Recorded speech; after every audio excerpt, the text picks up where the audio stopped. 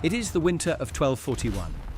The Hungarian plain stretches flat and grey in every direction, frost-bitten grass crunching beneath the boots of 80,000 European soldiers who have gathered here, convinced they are enough, convinced that numbers mean safety, convinced that God and stone walls and supply wagons stacked high with salted pork and grain sacks are all a civilization needs to survive what is coming. They are wrong. On the eastern horizon, something moves. It does not march. It does not rumble with the groan of supply carts or the clank of armour columns. It flows, silent, low to the ground, like a storm that was born from the grass itself, rolling toward you, not with thunder, but with the eerie quiet of something that has no need to announce its arrival. 100,000 Mongol warriors. No supply wagons, no grain depots. No logistical tail stretching back 1,000 miles. Nothing behind them but empty steppe, and the echo of every city they already destroyed. Here is the question that should terrify you. How? How does an army of 100,000 men cross deserts, mountain ranges, frozen rivers, and half a continent without a single supply line to cut, without a single warehouse to burn, without a single point of vulnerability that any defender could exploit? How does an army eat? How does it drink? How does it keep moving when every military mind in the known world says this should be impossible? The answer changed warfare forever, and most people have never heard it. I'm your narrator. And if this is your first time here, Sam, welcome. If you've been with us before, you already know what's coming. Drop a comment right now. Tell me where in the world you're watching from, because this community spans every continent, and I want to know who's here for this one. If this kind of deep history is what gets you out of bed in the morning, hit subscribe and leave a like. It genuinely helps more people find these stories, and this one deserves to be found. Because this is not simply a story about war. Every civilization that ever built an army understood one universal truth. An army marches on its stomach. Cut the food and you cut the army. Starve the soldiers and the soldiers stop. This was the foundational principle of every military campaign, from the Romans to the Persians to the Chinese dynasties who threw millions of men against the steppe and watched them die, not from swords but from hunger and overextension. But the Mongols did not have a stomach to cut. They were the army that rewrote the rules, not by finding a better way to carry supplies, but by becoming an organism that did not need them. What they built was not a logistical system. It was a philosophy of war, fused into the bones of every man and every horse from the moment they could walk.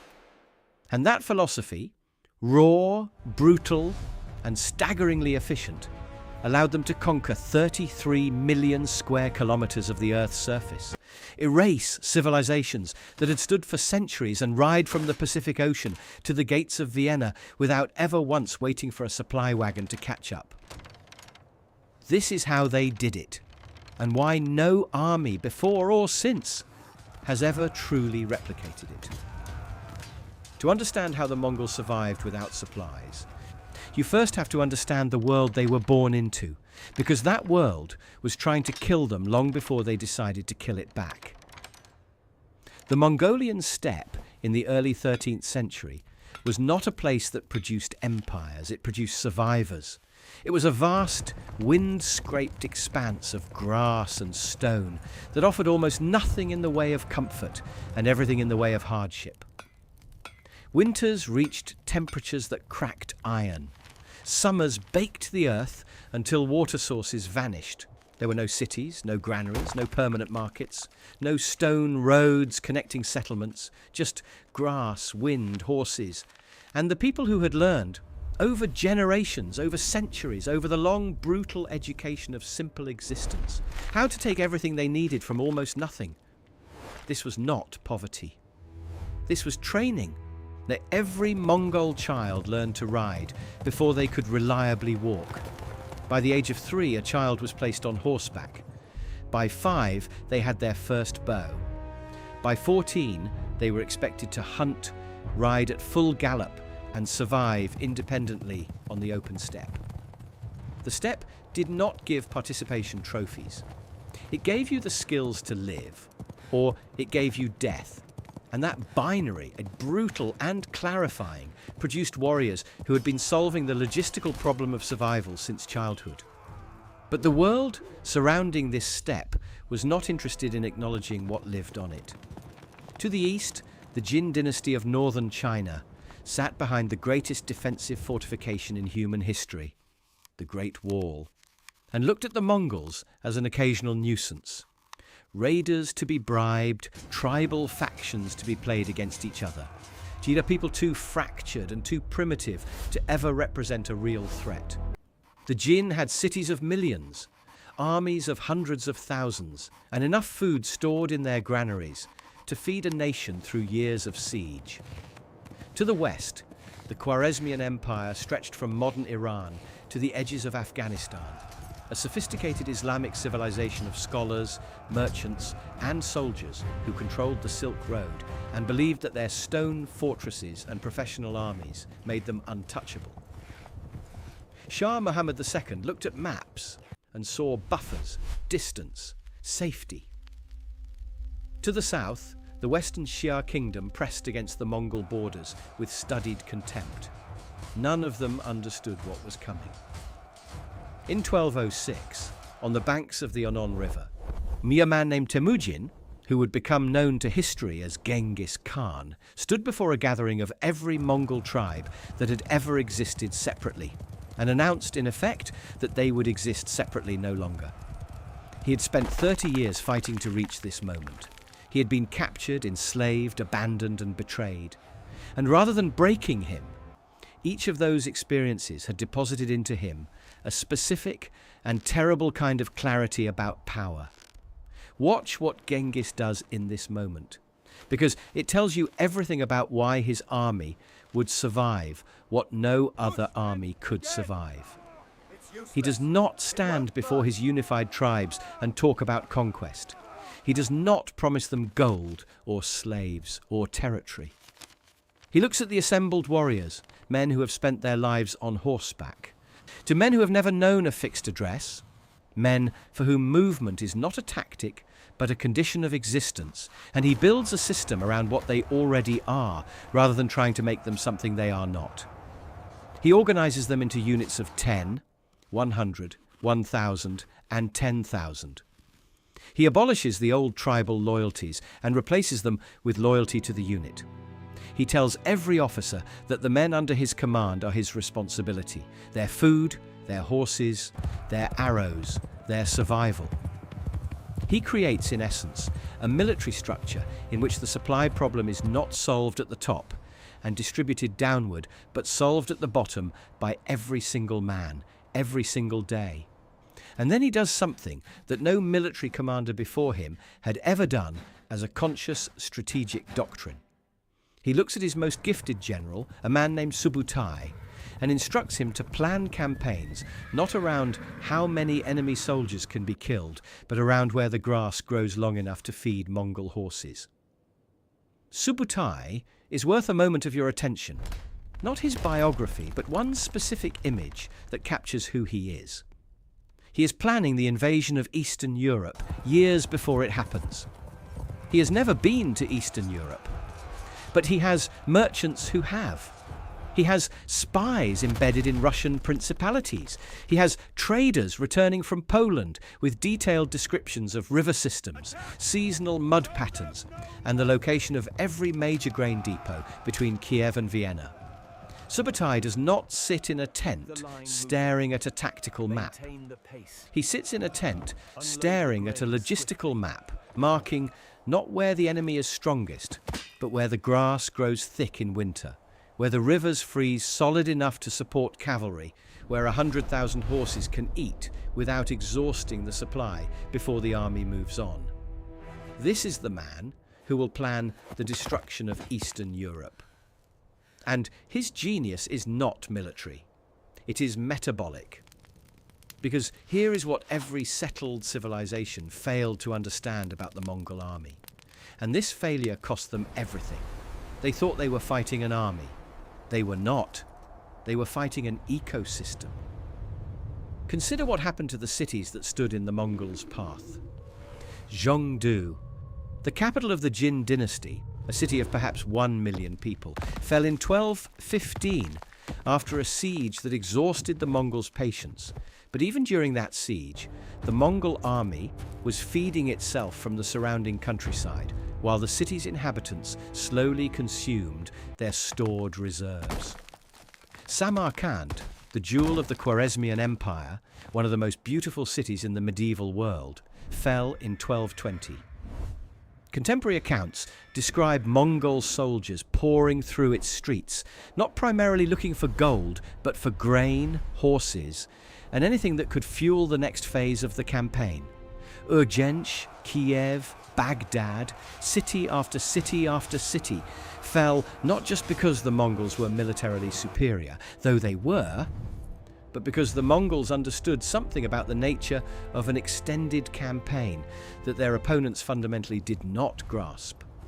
A city is a storage container. Every city that refused to surrender was, from the Mongol perspective, a locked pantry. Every city that surrendered became an open one. The mathematics were merciless, and they were consistent, and across decades of conquest, they never changed.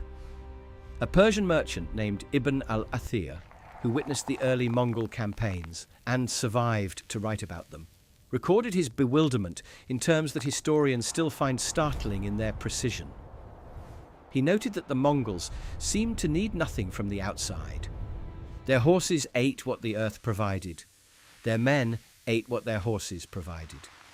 And this observation, written in the early 13th century by a man who was watching his civilization be dismantled, is perhaps the most accurate single-sentence description of the Mongol war machine ever committed to paper. But here is what Al-Athir could not fully articulate, because he was watching the surface of something whose depth he could not see. The Mongols were not simply living off the land. They had engineered a living system, biological, organizational, and psychological, that converted the act of moving through territory into the act of being fed by it. They had fused the army and its supply chain into a single organism. And that organism, unlike every other army in the medieval world, had no fixed point that could be severed. You cannot cut a supply line that does not exist. You cannot burn a warehouse that was never built, and you cannot stop an army that does not stop to eat, because it is always already eating. The dread that this produced in the populations who heard about the Mongols before seeing them was not irrational. It was the specific terror of facing something you cannot model.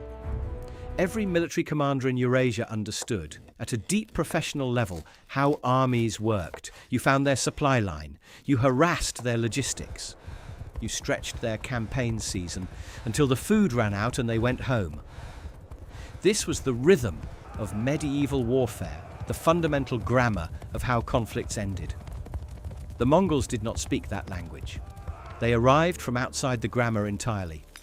And when the riders on the horizon began to take shape in the grey Hungarian winter of 1241, when 80,000 European soldiers standing on that frozen plain began to realize that the approaching force had crossed the Carpathian Mountains in the dead of winter, covering ground that military doctrine said was impassable in that season, covering it faster than any messenger had been able to warn them. The terror was not just about violence, it was about something older and more fundamental.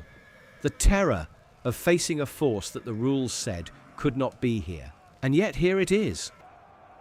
To understand the Mongol survival system in its full depth, you have to get close to it. Not from a distance, not as a strategic abstraction, but at the level of the individual man, the individual horse, the individual choice made each morning on the march. Because the genius of what the Mongols built was not located in the mind of any single commander. It was distributed across every rider, every animal, every leather bag of dried food hanging from every saddle on the steppe. Start with the ground itself, because terrain is where every military decision either lives or dies. The Mongolian steppe is not, as many people assume, a barren wasteland. It is one of the largest continuous grasslands on Earth, stretching roughly 5,000 kilometers from Manchuria in the east to the Caspian Sea in the west. And what it lacks in trees and rivers, it compensates for in grass.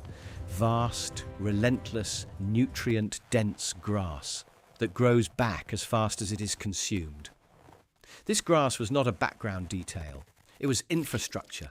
It was the foundation on which the entire Mongol military machine was built. Mongol horses, small, stocky animals descended from the Przewalski's horse, with dense coats and hooves that could dig through snow to find forage beneath, required almost no human intervention to feed. They grazed. Wherever the army moved, the horses ate what the ground provided. And because each warrior managed a herd rather than a single mount, the grazing pressure on any given patch of ground was temporary. The army moved, the grass recovered, and the next force that came through would find feed waiting. This is why Subutai's campaign maps marked grass, not just roads. Move where the grass is deep.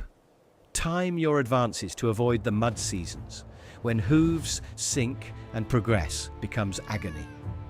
Cross rivers when they are frozen, not when they are flooded. The steppe itself, and by extension, to every grassland the Mongols entered as they pushed west and south, was not terrain to be crossed. It was a supply chain to be harvested. But the genius of the system went far deeper than letting horses graze. Each Mongol warrior entered a campaign with a personal logistical kit that, by the standards of any other medieval army, was almost incomprehensibly minimal and almost incomprehensibly effective. He carried dried meat, pressed flat and cured in the wind until it was nearly stone hard, reduced in weight by perhaps 80% of its original mass. He carried kurut, dried milk curds, compressed into dense rounds that could be dissolved in water to produce a high-fat, high-protein drink, or sucked slowly like a hard candy over the course of a morning's ride, releasing calories in a steady stream that kept the body moving without the weight penalty of bulk food. He carried a leather sack of kumis, fermented mare's milk, slightly alcoholic, rich in vitamins and probiotics, the Mongol army's all-in-one energy drink, immune booster and morale supplement. The entire personal food supply of a Mongol warrior on a short campaign weighed perhaps 10 pounds. A comparable European knight on campaign required supply wagons.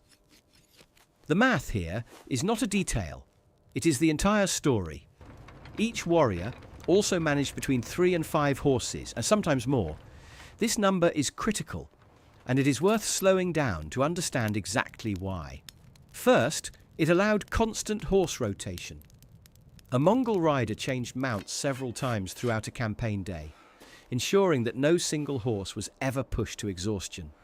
While one horse carried the rider, the others trotted unloaded alongside, recovering, so that the next rotation brought a fresh animal with full energy. European cavalry, by contrast, typically rode one horse. When that horse was tired, the rider was slowed. When it was dead, the rider was on foot. Second, the horse herd was food. Mares in the herd produced milk continuously, and a single mare could yield enough milk daily to supplement the nutritional needs of several soldiers. That milk, churned in the leather bags that hung from saddles, became kumis through the natural motion of the ride itself. The army was literally producing food while it moved. Third, and this detail is documented by multiple medieval sources including Marco Polo, a warrior in genuine nutritional emergency, crossing desert, trapped in terrain with no game. Facing days with no food, would make a small incision in the neck of one of his horses, draw blood directly into a vessel, drink what he needed, and treat the wound with herbs he carried for exactly this purpose. The horse survived, the rider survived, the army moved on. Take a moment to absorb what this means. The Mongol horse was not a vehicle, it was a living supply depot, providing transportation, milk, blood, and eventually, if the animal died, meat. The horse was the logistical system. And because horses can eat grass, and grass covers a significant portion of the Eurasian continent, the Mongol logistical system was as wide as the world itself. Now add the weapons. Mongol composite bows were engineering marvels for the 13th century, constructed from layers of horn, sinew and wood, generating draw weights that could send a bodkin point arrow through chainmail at 150 meters, and capable of ballistic fire at ranges approaching 400 meters for suppression and psychological effect. Each warrior carried 2 bows, one for heavy work, one for lighter, faster shooting on horseback, and between 60 and 100 arrows distributed across multiple quivers.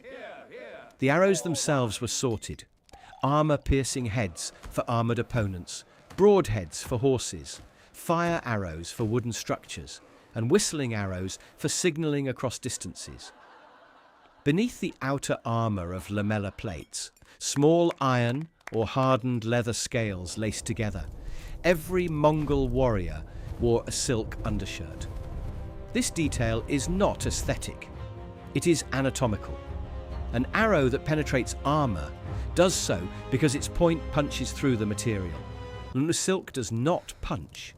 It deforms and wraps around the arrowhead, meaning that a penetrating arrow carries the silk with it into the wound rather than leaving it outside.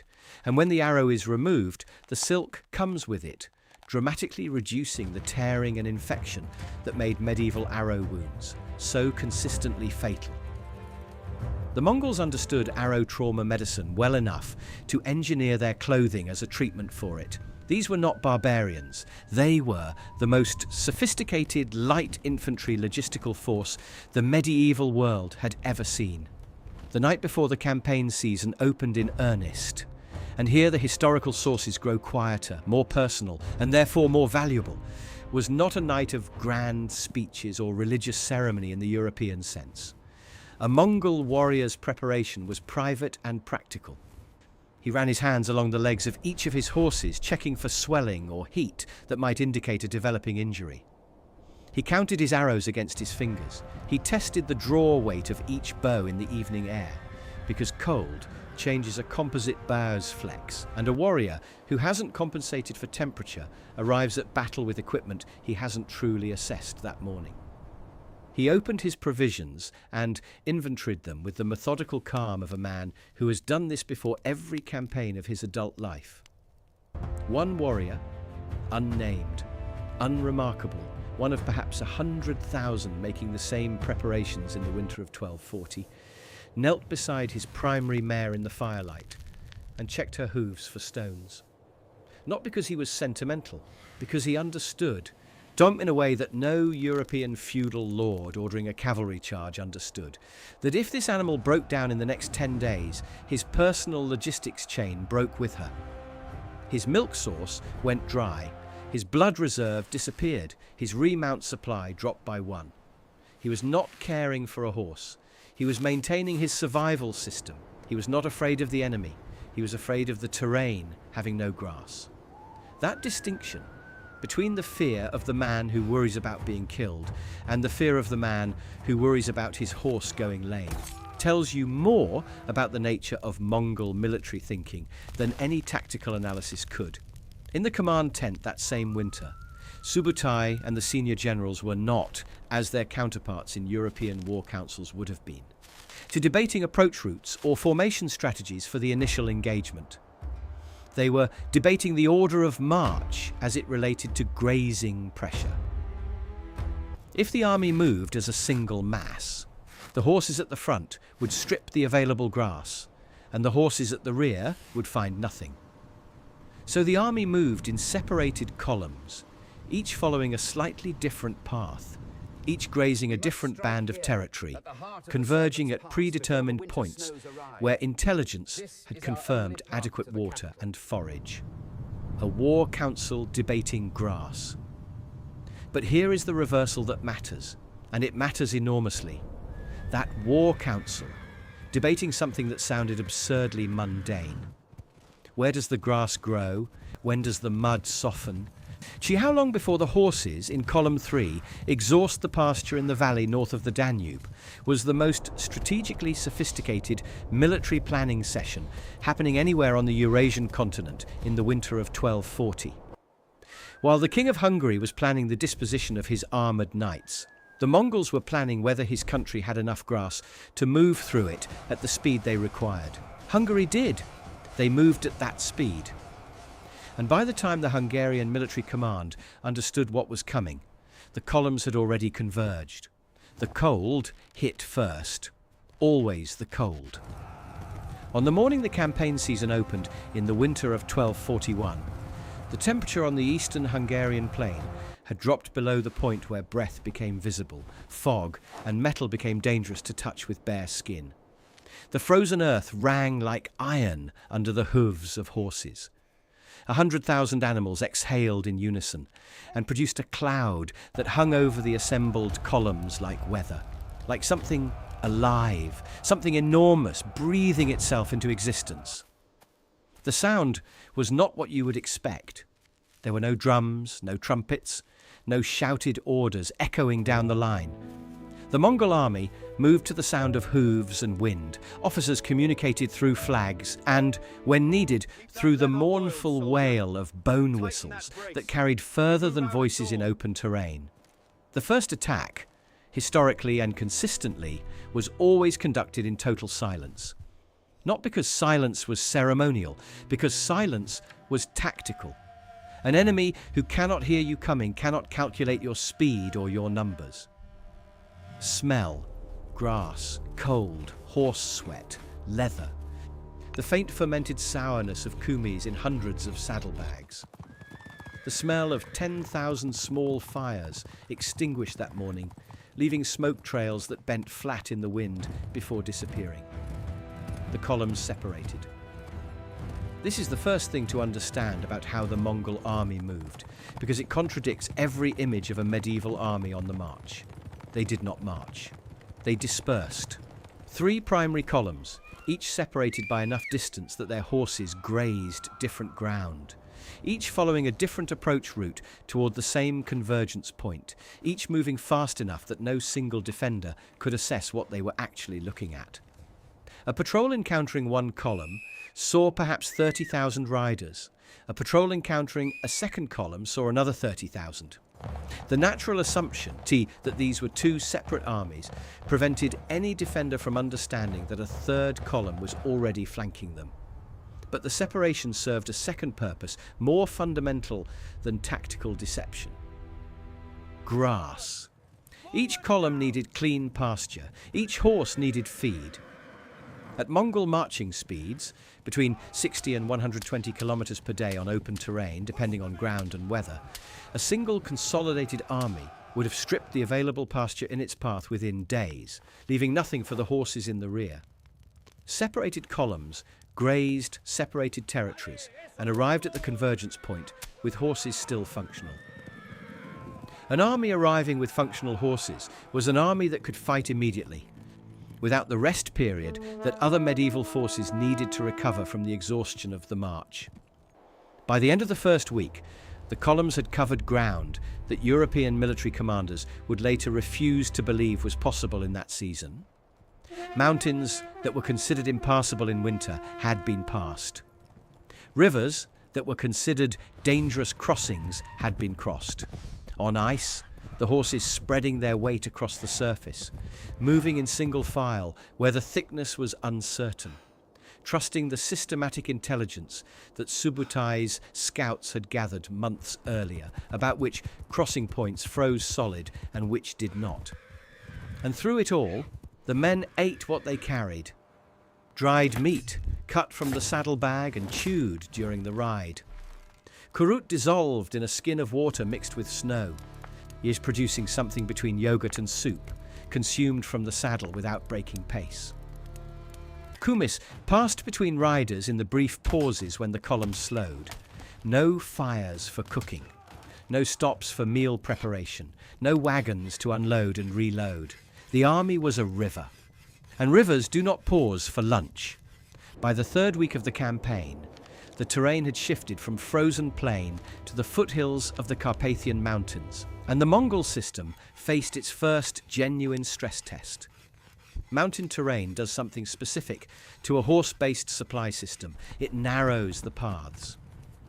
A column that moved 5 riders abreast on open steppe was forced into single file through mountain passes, stretching its length and making coordination across the column difficult. Grass in the mountain foothills grew sparse and patchy. Water sources were available, but required scouting to locate.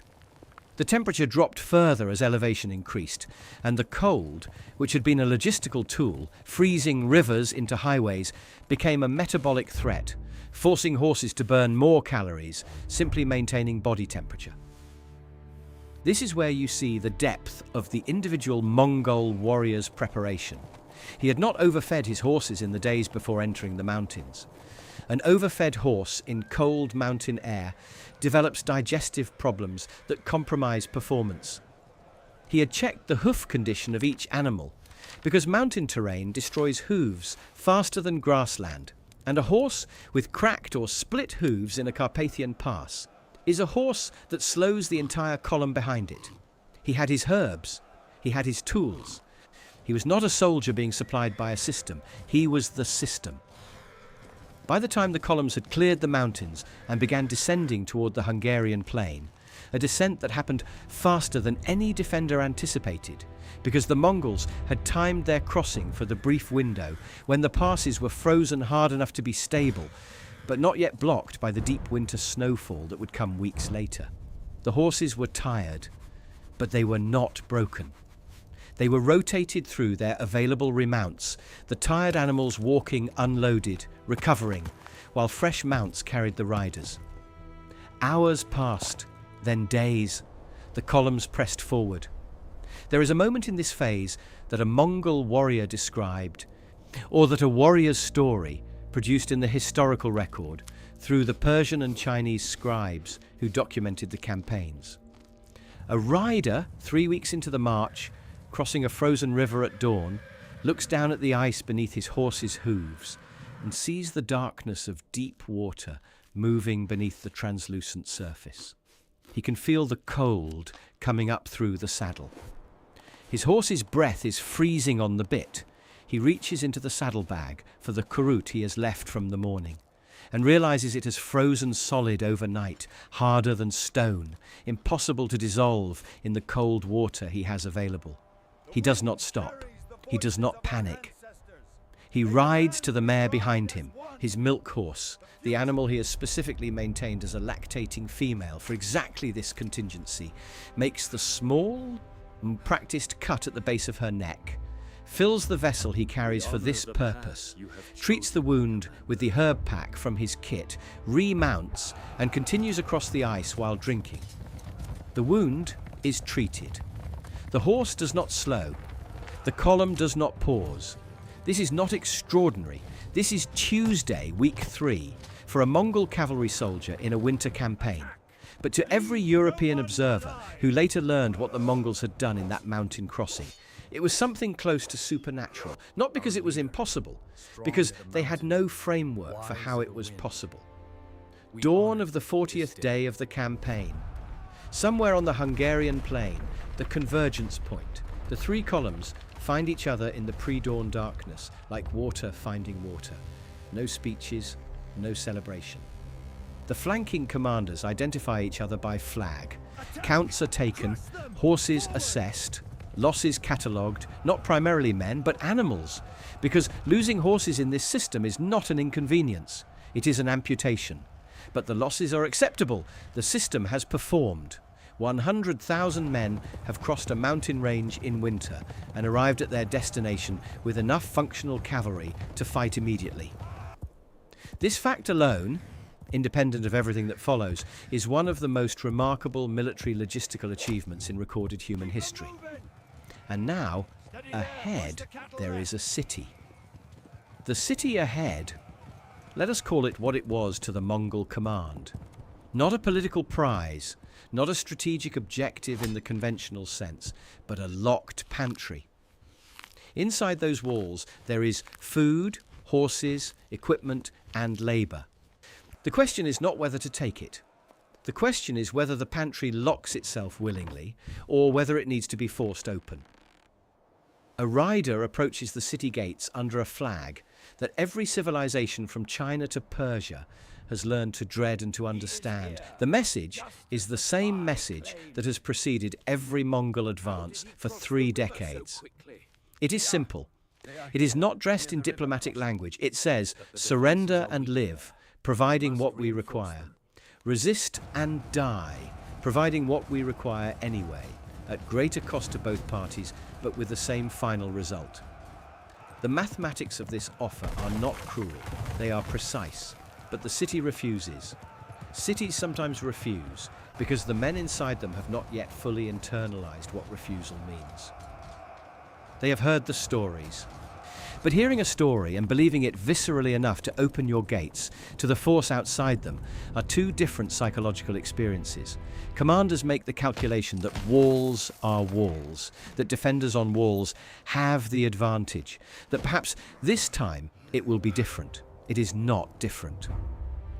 The Mongol assault on a walled city in this period was not the romantic siege warfare of European chronicles, the methodical exchange of projectiles and counter-projectiles over months, while both sides slowly ran down their respective reserves. It was deliberate, systematic, and calibrated specifically to be short. Long sieges were a logistical threat to the Mongols, not because they couldn't sustain them. They could, but because a stationary army was a grazing army. And a stationary army grazing the same ground for weeks or months was an army slowly consuming the very resource that allowed it to move. So they moved fast. Chinese engineers, men absorbed into the Mongol force during the conquest of the Jin dynasty, because the Mongols had a consistent and remarkable practice of absorbing the technical expertise of every civilization they defeated, assembled counterweight trebuchets from components carried on heavy wagons that moved with the army specifically for this purpose. Persian engineers who had joined the force in the aftermath of the Khwarezmian campaign calibrated the angles. Korean sailors farther east had taught them naval principles that translated into siege mechanics. The Mongols did not build siege weapons. They collected the men who knew how. The trebuchets opened fire as the sun reached its midpoint. Stone, then fire, then in some documented cases, the bodies of plague victims, one of the earliest recorded instances of biological warfare, documented at the siege of Kaffa in 1346 by a later Mongol force, but emerging from a tactical tradition that had been developing for over a century. But the walls were not the primary weapon in this engagement. The primary weapon was what had happened to the last city. Because the Mongols had, with cold and systematic calculation, allowed survivors from the previous city, survivors, not prisoners, specifically selected because they were terrified and mobile, to flee toward this city and bring their account. The account, delivered by people who had seen what happened, who wore the evidence of it on their faces and in their trembling, was more effective than any siege engine. It had arrived weeks before the Mongols did. It had already begun its work on the defenders' morale, their sleep, their certainty. The walls came down, the city opened, and the army ate, the 4th month of the campaign, the Hungarian plain in late winter, where the frost is beginning to soften at midday, and the ground, which had been iron-hard and cooperative for Mongol cavalry, is beginning to threaten the mud season that both sides knew was coming. Here is where the conventional military response to the Mongol advance finally reached its crisis point. The European commanders, the Hungarian king, the Polish princes, the Teutonic knights, the assembled military leadership of Latin Christendom's eastern frontier, had been doing, in strategic terms, exactly what their training and tradition told them to do. They were trying to find the Mongol supply line. It was a reasonable response. It was the response that would have worked against any other army in the medieval world. Find where the food comes from. Interdict it. Raid the supply convoys. Burn the depots. force the invader into a choice between fighting on your terms or retreating to resupply. But there were no supply convoys, there were no depots, there was no line to cut. This was not a gap in European intelligence, though their intelligence was poor. It was a category error. The European commanders were not failing to locate the Mongol supply system because it was hidden. They were failing to locate it because it did not exist in any form they could recognize. They sent patrols to find wagon trains. But there were no wagon trains. They sent riders to scout for hidden caches, but there were no caches.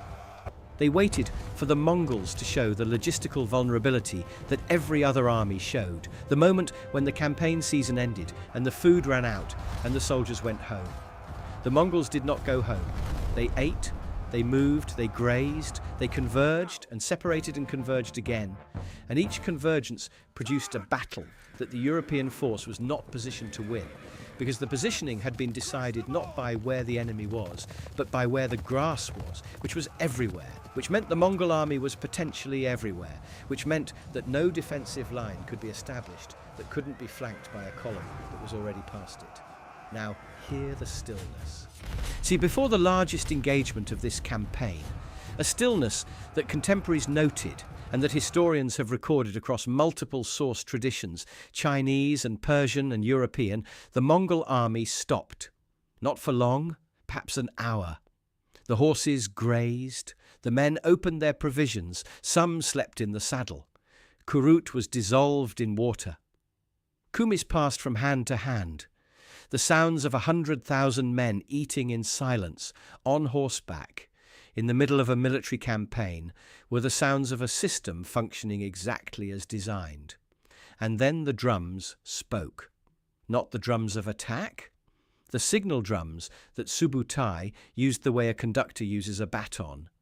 Each pattern a different instruction to a different column, coordinating the movements of forces spread across 30 kilometers of front by sound alone. Column left, advance. Column right, hold. Center, draw them forward. The battle that followed, the Battle of Mohi, April 11th, 1241, was a comprehensive military disaster for the Hungarian force. But the specific disaster was not the outcome of superior Mongol military skill alone, though that was real. It was the outcome of a force that arrived at the battle having slept, having eaten, having ridden on fresh horses, meeting a force that had been harassed for weeks, that had marched to the battlefield through mud and anxiety, that had been burning through its own supplies, trying to track an enemy that moved faster than any army was supposed to be able to move. The Mongols were not more tired. The system had made sure of that. An arrested army fighting an exhausted one is, all other things being equal, always going to win. Nay, but the reversal is this. The Mongols did not fight to annihilate. They fought to open a gap. A famous tactical signature of the Mongol engagement, documented across dozens of battles, noted by survivors from Poland to Persia, was the deliberate opening of an escape route during the encirclement of an enemy force. One section of the surrounding line would appear to thin. Enemy soldiers, facing death or capture on 3 sides and seeing an opening on the 4th, would break toward it. And then the pursuit would begin. Because the pursuit was where the system showed its most savage efficiency. By the spring of 1242, the Mongol campaign in Eastern Europe had entered its terminal phase, and the Mongol system was running at what can only be described as maximum operational velocity. The Hungarian army was broken. Fragments of it were moving west, south, southwest, any direction that pointed away from the force now behind them. And behind them, without pause, without the need to stop and reorganize the supply situation or wait for fresh provisions to arrive from the rear, the Mongol cavalry pursued. One rider in this pursuit, unnamed in any source, one of perhaps 20,000 engaged in the chase, carries in his saddlebags a small measure of dried meat and a leather sack of kumis that is running low. He has 3 horses beneath him on rotation. His bow is strung. He has not slept more than 4 hours in the last 2 days, but sleep deprivation on horseback is something the Mongol warrior's body has been trained to manage since childhood, because the steppe does not offer sleep schedules, and neither does war. He does not think about food. He will not think about food until his body demands it, and when it does, the supply is there. He thinks about the retreating figure ahead of him. He thinks about angle and distance and the wind. The pursuit covered ground that defied medieval accounting. Messengers racing west to warn distant principalities of what was coming were, in several documented cases, overtaken by the force they were trying to warn. The speed was not accidental, and it was not simply the product of good horsemanship. It was the product of a system that had been feeding and maintaining those horses through 6 weeks of campaign, so that in this moment, the moment of pursuit, the moment where speed was the difference between catching the enemy and losing him, the horses had reserves left to give. Other armies collapsed in pursuit. The horses were exhausted. The men were hungry. The supply situation, which had been manageable during the advance, became critical during the extended chase. European cavalry pursuit actions rarely lasted more than a day before the horses gave out and the pursuit ended. The Mongol pursuit lasted weeks. They did not pursue glory. They did not pursue conquest in the abstract. They pursued the next thing, the next city, the next food source, the next territory that would feed the system that fed the army that fed the system. The pursuit was not the end of the campaign. It was the beginning of the next one. And somewhere behind them, on a field they had already left, the grass was already growing back. The numbers that historians assembled in the centuries after the Mongol campaigns are staggering in their scale and unsatisfying in their precision.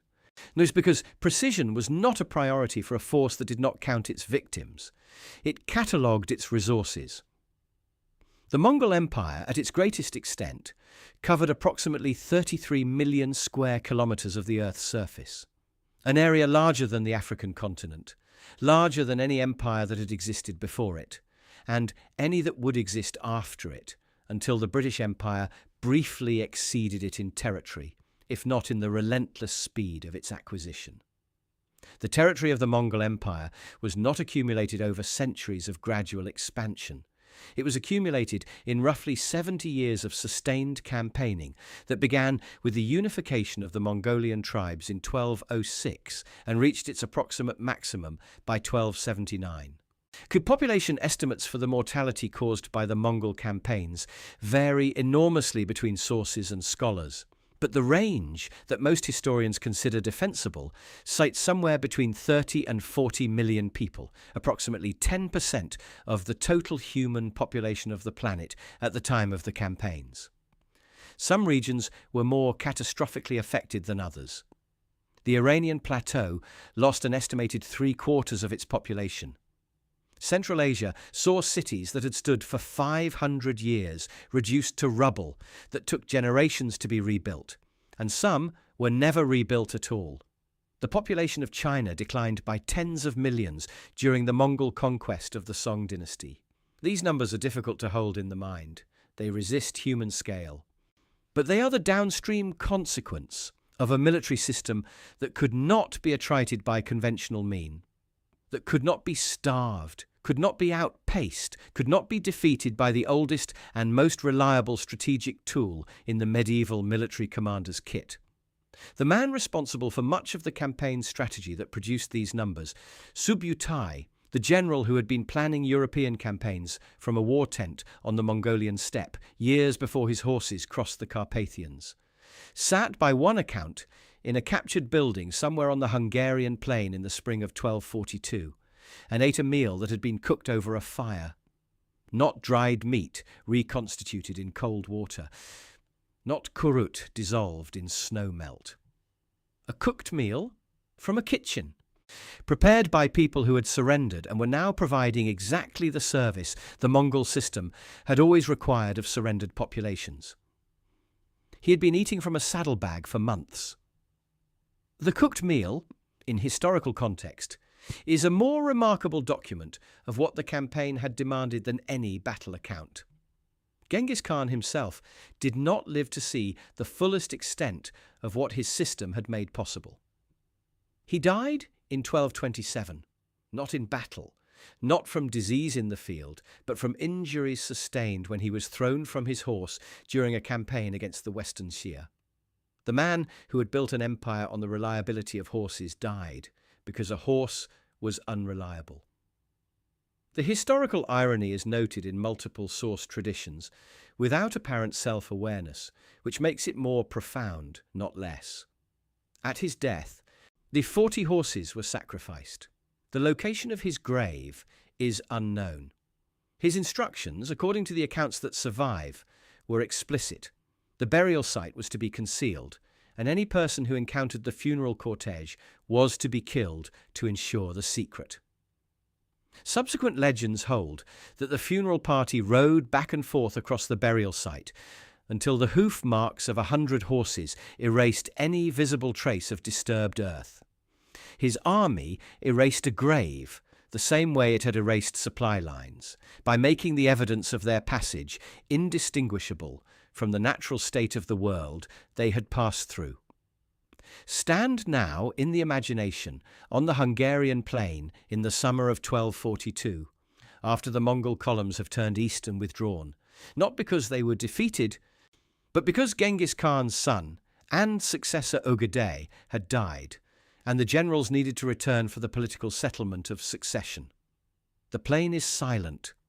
The grass, which was grazed and grazed again as the columns passed through, is beginning to recover. There are no abandoned supply wagons because there were none to abandon. There are no burned depots because there were none to burn. There are no rutted supply roads dug deep by the wheels of provision carts because no provision carts were here.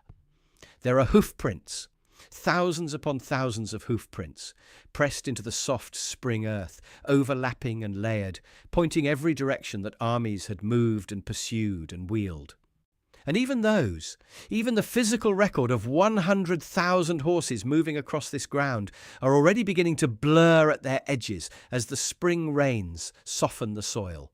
In another month, they will be gone. The grass will cover them, and it will be as if nothing was ever here but wind. Except in Baghdad, a decade and a half later, the system faced its most demanding test. A city that sat at the confluence of two rivers, that had survived sieges before, that had walls and professional defenders, and the conviction that it represented the centre of Islamic civilization and therefore could not fall. Hulagu Khan arrived in 1258 with a force that included engineers, siege equipment, and the full expression of the system Genghis had built. When the walls of Baghdad proved resistant to direct assault, Hulagu did not extend the siege indefinitely, which would have created exactly the kind of static, high-maintenance logistical situation the Mongol system was designed to avoid. He diverted the Tigris. He cut the city's water supply. He used geography instead of food as his primary weapon, turning the river that had sustained Baghdad for 5 centuries into a siege tool. The city fell in 6 days. The Caliph was executed. The libraries, some of the greatest repositories of human knowledge in the medieval world, were thrown into the river, reportedly turning the water black with ink. The system had adapted. It always adapted. It was never rigid enough to break. The Mongol withdrawal from Hungary in 1242 was not a military defeat. It was a political pause. And the distinction matters enormously, because every European chronicle that recorded the withdrawal as a deliverance, as proof that God had intervened or that Christian civilization had proven its resilience, was misreading an event whose true meaning would not become clear for decades. The immediate strategic consequence of the campaigns was not the territory the Mongols held. It was the territory that now organized itself differently because of what the Mongols had demonstrated. The Pax Mongolica, the Mongol peace, that settled over the empire after the major campaigns ended, was not peace in the sense of the absence of violence. It was peace in the sense of enforced stability. And within that stability, something extraordinary happened. The trade routes, that connected China to the Mediterranean, which had been fragmented and dangerous for centuries, became unified and protected. The Silk Road was not invented by the Mongols, but it was made functional by them because the same system that had moved armies across continents could move merchants across them too. And the relay stations that Subutai had marked on his maps for cavalry use became the postal and commercial infrastructure of the largest free trade zone the medieval world had ever seen. Marco Polo travelled through it. The Black Death also travelled through it, which is not incidental. The same networks that made trade possible made pandemic possible, and the plague that killed a third of Europe in the 14th century moved along Mongol roads. The empire that killed tens of millions in conquest also, indirectly and without intention, now it killed tens of millions more through the infrastructure it built for peaceful exchange. This is the complexity that simple narratives of the Mongols, either as monsters or as misunderstood nomads, consistently fail to accommodate. The long-term impact on warfare was equally profound and equally underappreciated. Napoleon Bonaparte, campaigning across Europe 1500 years later, applied a principle that his military historians called vivre sur le pays, living off the land, and identified it as one of the central innovations of Napoleonic warfare. The Grande Armée did not maintain the elaborate supply trains of 18th century European armies. It moved fast, it requisitioned aggressively from the territories it passed through, and it treated the conquered population as a logistical resource. Napoleon never credited the Mongols.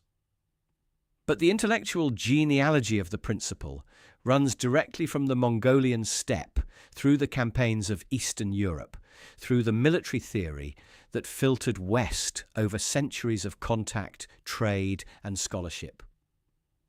The modern military doctrine of rapid deployment, the principle that a fast-moving force with minimal organic supply is more effective than a heavily supplied force that cannot outpace its own logistics, has its clearest medieval precedent in exactly what Subutai demonstrated in the winter of 1241.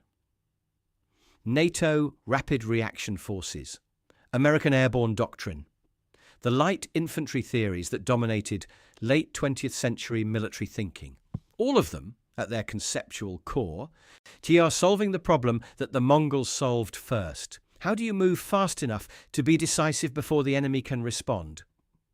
The Mongols' answer: build the supply system into the soldiers themselves, make each man his own logistics chain, move faster than the food problem can catch you, has never been fully replicated.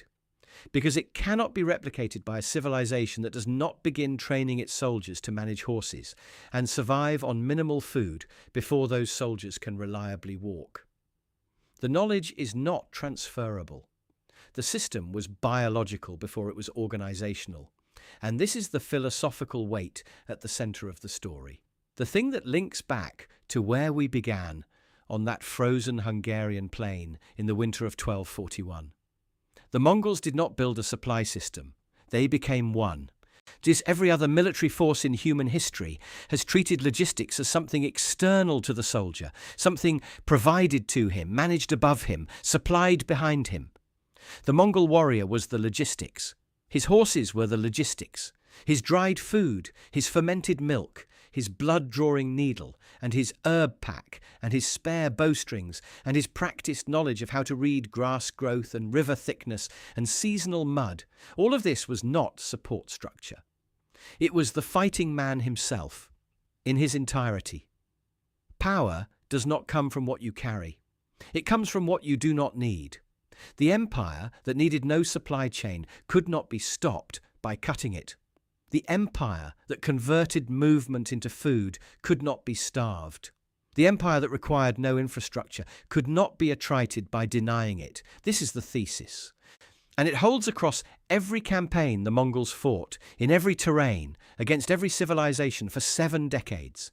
But here is the final reversal, the one that history delivers with the particular cruelty it reserves for its most powerful actors. The Mongol Empire did not fall to an enemy who cut its supply lines. It fell because it stopped moving. The successors of Genghis Khan built cities. They settled into palaces. They acquired the habits of the civilizations they had conquered. The granaries, the bureaucracies, the fixed addresses, the supply chains. They became, in the slow decades after the peak of conquest, exactly the kind of sedentary, supply-dependent power that their ancestors had been designed to destroy. The Khanates fragmented, the Pax Mongolica frayed. The roads that had carried armies carried plague instead. And the steppe, which had given birth to the most mobile military force in human history, quietly reclaimed its own. Centuries later, if you stand on the Mongolian steppe today, you will find people who still live the way their ancestors lived in the time of Genghis Khan. Nomadic herders who move their animals with the seasons, who carry their homes on their backs, who know which grass grows rich in which valley in which month of the year, who keep horses the way their great-great-grandparents kept horses, with the same practiced intimacy, the same functional knowledge of each animal's individual capacity and temperament, who carry in the memory of their daily practice the living remnants of a system that once terrified the known world. They do not need supply chains. They do not need warehouses. They do not need infrastructure that can be cut, or depots that can be burned, or supply wagons that can be ambushed. They need grass and horses, and the knowledge that has been passing from hand to hand on that steppe for 1,000 years. The world does not remember that it was afraid of them, but the grass does.